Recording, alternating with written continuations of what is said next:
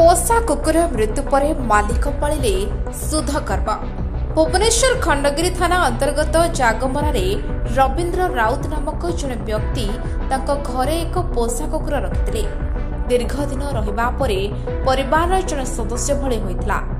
परिवार सहित मिसी सदस्यों भली सकाळे द्विप्रहरे और रातिरे रुटी क्षीर परिवार समस्तों सह मिसी खाइबा डफी पाई नुआ घटना थिला।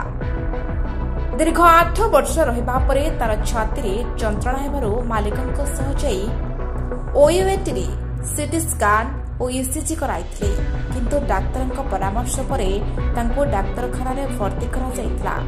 तार चिकित्सा मध्य करा जायतिला, किंतु किछि दिन परे डफीर देह असुस्थ हेबारु रवींद्र राउतंक पुओ रजत और तांको मां ओयूएटी रे चिकित्सा करबाकू जाउथबा रास्ता रे तार प्राणवायु उड़ी जाइतला।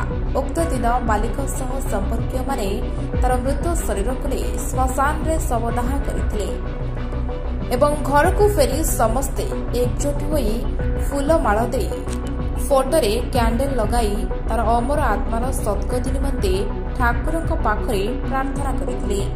Report metro TV Odisha.